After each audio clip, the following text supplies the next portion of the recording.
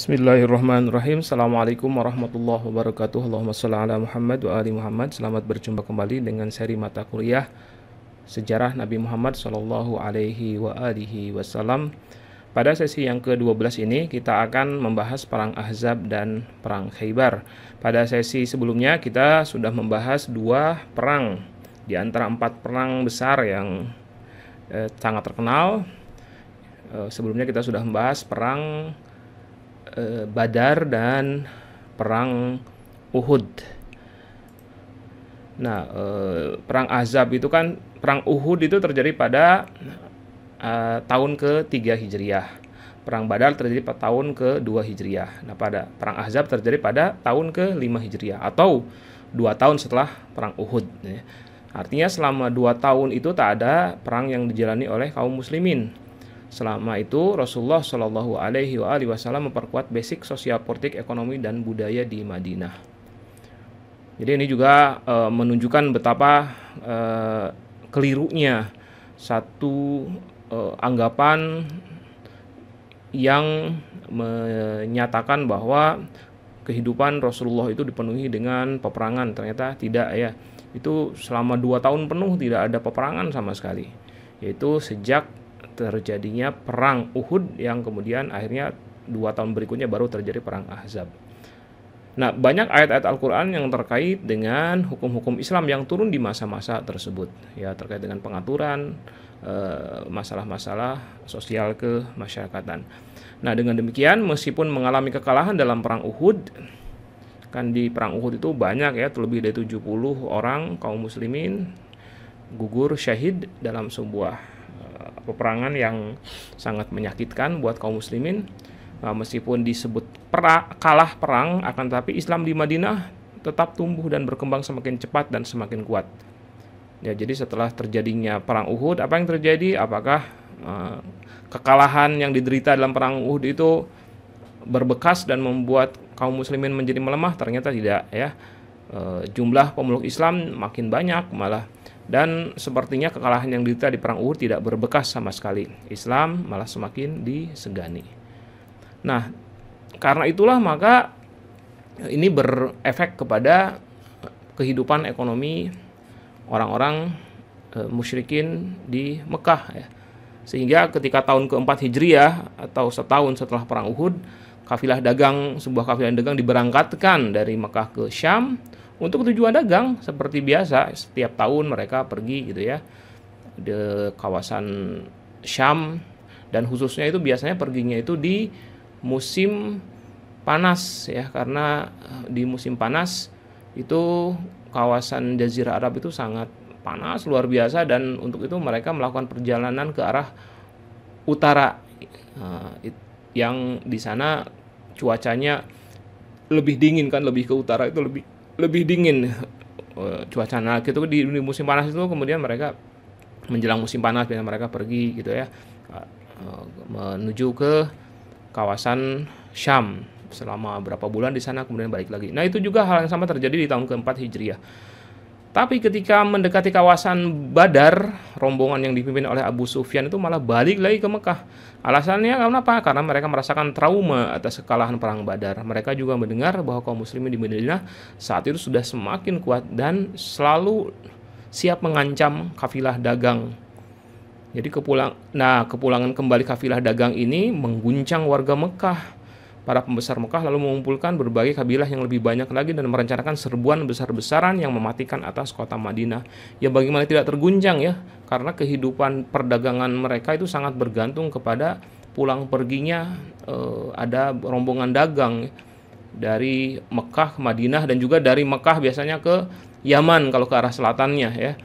Jadi kalau orang-orang Mekah saat itu memiliki kebiasaan untuk melakukan perjalanan di musim panas ke arah utara, ke arah Syam, dan di musim dingin mereka melakukan perjalanan ke arah selatan, ke arah Yaman gitu, yang lebih hangat kalau di pas musim dingin. Mereka hanya bisa melakukan perjalanan ke Yaman, ke selatan, sementara ke arah utara mereka pasti melalui kawasan Badar, kawasan Yanbu paling tidak ya, yang berada di sebelah timur. Tapi itu pun kawasan yang tidak nyaman kalau kawasan Yanbu. Tapi ke Badar itu adalah berarti mereka mendekati kota Madinah yang Saat itu bagi mereka ternyata setelah terjadinya perang Uhud, kaum muslimin di Madinah tidak melemah, malah semakin kuat. Dan karena itu mereka kembali lagi. Nah, saat itulah ketika kembali lagi pasukan dagang di tahun ke-4 Hijriah itu, gegerlah orang-orang Mekah. Mereka merasakan ancaman yang luar biasa karena perdagangan itu adalah urat nadi perekonomian mereka gitu. Mereka tidak bisa menjual hasil-hasil mereka, hasil-hasil ekonomi, produk-produk ekonomi mereka ke ke Syam, ke arah utara, dan pada saat sama untuk memenuhi keperluan-keperluan yang lain yang diperlukan oleh orang-orang Mekah, mereka juga tidak bisa mendapatkan komoditas barang tersebut dari Syam. Nah, karena itulah ketika ternyata perjalanan dagang ke Syam sudah tidak lagi aman. Karena itulah mereka kemudian mengumpulkan kabilah-kabilah, menawarkan kepada mereka satu persekutuan untuk bersama-sama menghancurkan, melenyapkan kaum muslimin yang ada di Madinah. Para pembesar Mekah lalu mengumpulkan berbagai kabilah yang lebih banyak lagi dan merencanakan sebuah besar-besaran atas kota Madinah. Mereka berhasil menghimpun sekitar 10.000 pasukan yang berangkat menuju Madinah pada tahun ke-5 Hijriah. Dan 10.000 pasukan yang datang dari berbagai kabilah di seluruh Jazirah Arab itu bisa disebut saat itu sebagai kekuatan terbesar yang pernah bisa dihimpun oleh orang-orang Arab di masa itu. Nah, pasukan Mekah itu dinamai Ahzab karena terdiri dari banyak sekali tentara dari berbagai kabilah-kabilah dari seluruh Jazirah Arab. Dan karena itu perangnya itu disebut Perang Ahzab. Tentu saja ada nama lainnya bernama Perang Khandak ya. Nanti kita bicara terkait dengan kenapa disebut Perang Khandak. Nah, jumlah pasukan terus bertambah akibat adanya pengkhianatan internal dari sekitar kota Madinah. Ada pengkhianatan dari Bani Ghatafan, ada pengkhianatan dari Bani Nadir yang tinggal di Khaybar, serta pengkhianatan dari orang-orang Yahudi dari Bani Quraidah yang tinggal di sekitar Madinah. Ketiganya bergabung dengan pasukan Mekah. Jumlah pasukan Nabi hanya sekitar 3.000 orang saja. Rasulullah kemudian memutuskan untuk bertahan di Madinah dan menerima saran dari sahabat Salman Al-Farisi yang membangun parit atau Khandak di sebelah utara Madinah. Nah, karena itu kemudian nama perang ini juga selain Ahzab namanya juga dikenal dengan nama Perang Khandak yang artinya adalah parit ya. Nah, yang dibangun parit itu hanyalah di sebelah utara Madinah. Kawasan memang terbuka, sementara kawasan barat, selatan, dan timur Madinah memang sudah terlindungi oleh pepohonan dan bangunan. Nah, dibangunlah itu selama sekitar hampir sebulan itu ya. Dan sebelum pasukan musuh sampai mendekati Madinah, pekerjaan menggali parit pun selesai. Jadi kawasan utara Madinah itu betul-betul dilindungi oleh parit gitu. Yang panjang paritnya itu mereka membangunnya itu 5.544 meter. Jadi 5 kilo lebih, 5,5 kilo ya. Lebar paritnya itu 4,62 meter rata-rata ya, dan kedalamannya itu lebih dari 3 meter, 3,2 meter. Sangat besar ini ya, effort yang harus ditunjukkan oleh kaum muslimin saat itu untuk membangun benteng dadakan dalam bentuk parit.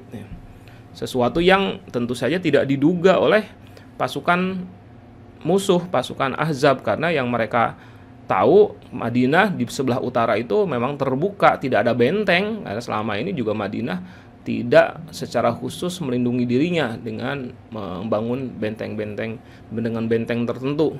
Karena itu tentu saja mustahil kan harus membangun benteng hanya dalam waktu, atau benteng yang kuat tentunya ya, hanya dalam waktu sebulan gitu.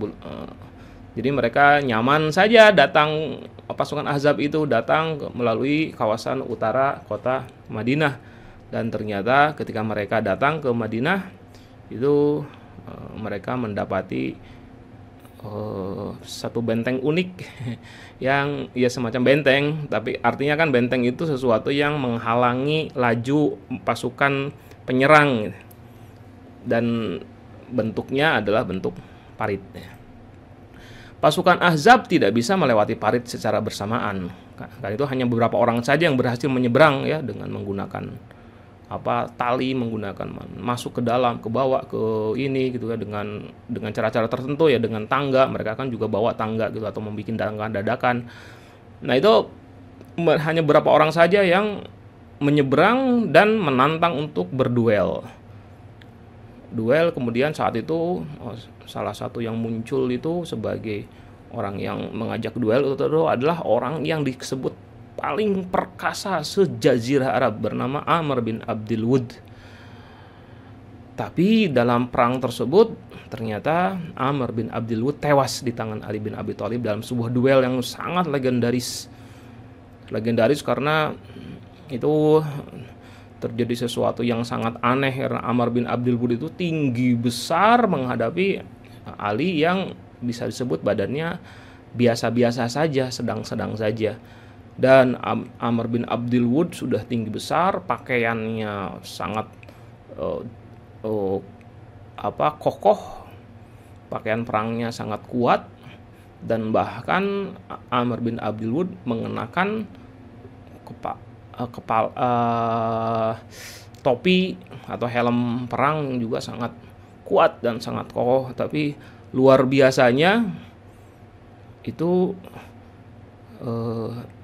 helm perang yang dikenakan oleh Amr bin Abdul Wud yang dalam beberapa cerita disebutkan bukan hanya sedang mengenakan helm perang yang terbuat dari besi, tapi juga kepala dari Amr bin Abdul Wud juga dilindungi oleh batu-batu, jadi dia menumpuk batu, tapi dia tidak merasa berat dengan adanya batu-batu yang dia taruh di atas kepalanya itu. Karena apa? Karena dia adalah orang yang sangat kuat sekali. Akan tetapi dengan helm perang dengan pertahanan yang sangat berlapis itu ternyata berhasil ditembus oleh pedang Ali, dan pedang itu membelah helm, membelah batu, dan juga membelah kepala Amr bin Abdul Wud. Dan dalam beberapa riwayat disebutkan pedang Imam Ali yang disebut dengan Dzulfiqar itu kemudian sampai bisa ke arah badan dari Amr bin Abdul Wud. Jadi kepalanya itu terbelah menjadi dua, dibelah oleh si pedang, dan akhirnya pedang itu bisa sampai ke bawah, ke bagian badannya. Itu menunjukkan betapa sangat kuatnya tenaga Imam Ali ketika bertempur melawan Amr bin Abdul Wud. Nah, kematian Amr bin Abdul Wud sangat mengguncang mental pasukan Ahzab yang melihat bagaimana jagoan perang yang paling mereka andalkan ternyata tewas di tangan Ali. Pasukan Ahzab memutuskan untuk melakukan blokade terhadap penduduk Madinah dengan tujuan kaum muslimin Madinah akhirnya kelaparan dan menyerah. Untuk itu mereka memperkuat logistik dan keperluan makanan lainnya. Pasukan Ahzab bersiap untuk tetap berkemah di luar kota Madinah sampai berbulan-bulan. Akan tapi 2 minggu berkemah muncul masalah di kalangan pasukan Ahzab itu. Bani Ghatafan dan Yahudi Bani Quraizah saling curiga satu sama lain bahwa masing-masing akan membelot kembali ke kaum muslimin. Mereka bertengkar dan akhirnya karena merasa bahwa takut dikhianati, akhirnya lebih baik mereka keluar. Mereka tidak bergabung ke kaum muslimin, akan tetapi mereka kembali saja ke kaumnya masing-masing karena takut akhirnya mereka itu dikhianati gitu oleh sesama para pengkhianatnya itu. Dan di sisi lain cuaca tiba-tiba saja berubah dengan cepat. Angin dingin bertiup tiada henti yang melemahkan mental berperang pasukan Ahzab. Akhirnya setelah 15 hari berkemah, pasukan Ahzab bubar dan pulang ke kabilah masing-masing tanpa hasil apapun. Kegagalan pasukan Ahzab menaklukkan Mekah membuat Mekah makin lemah dari sisi politik dan juga ekonomi. Tak ada lagi rombongan dagang yang berani pergi ke Syam.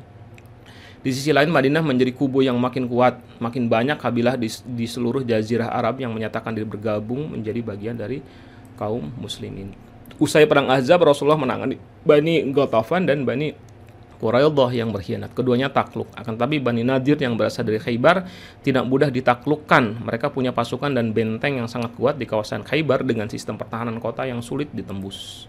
Pada tahun ke-7 Hijriah, setahun setelah perang Ahzab, berarti 2 tahun setelah perang Ahzab, pasukan muslimin yang berjumlah sekitar 1.600 orang berangkat menuju Khaybar, sekitar 150 km sebelah utara Madinah. pasukan muslimin menghadapi pertahanan berlapis kota Khaybar, termasuk benteng Watih, Sulaim, dan yang paling kuat adalah Naim. Benteng tersebut sangat tinggi dengan pintu gerbang yang kokoh, kuat, dan terletak di atas bukit. Berkali-kali pasukan muslimin mencoba menembus, tapi selalu gagal dan pasukan muslim pun kembali ke perkemahan. Ini saya harus menambahkan bahwa peristiwa perang Khaybar yang terjadi pada tahun ke-7 Hijriah ini berarti 2 tahun setelah peristiwa perang Ahzab. Nah, tahun ke-6 itu sebenarnya ada peristiwa yang lain yang terjadi, yaitu perjanjian Hudaibiyah yang nanti akan kita bahas pada sesi yang akan datang. Nah, kembali ke perang Khaybar, ketika menghadapi permasalahan kuatnya benteng orang-orang Yahudi di Khaybar itu, Ali kembali menunjukkan kepahlawanannya. Hari ketiga pengepungan, setelah hari pertama gagal untuk menjebol benteng terkuat Naim, hari kedua juga gagal, dan kemudian hari ketiga komando perang diberikan kepada Ali. Ali berhasil naik ke arah benteng dengan selamat, lalu dengan tangannya sendiri pintu gerbang benteng yang kokoh itu dijebol. Daun pintu yang ia jebol itu ia jadikan perisai. Ini mungkin gambarannya katanya seperti begini nih. Jadi ini ada daun pintu yang sangat besar, yang sangat tebal gitu. Tapi itu dijebol oleh Imam Ali. Itu setelah dijebol kemudian dijadikan perisai untuk melindungi pasukan muslim terdepan dari serangan panah. Dan pasukan muslim pun akhirnya bisa dengan leluasa masuk ke dalam benteng sampai pasukan Yahudi takluk.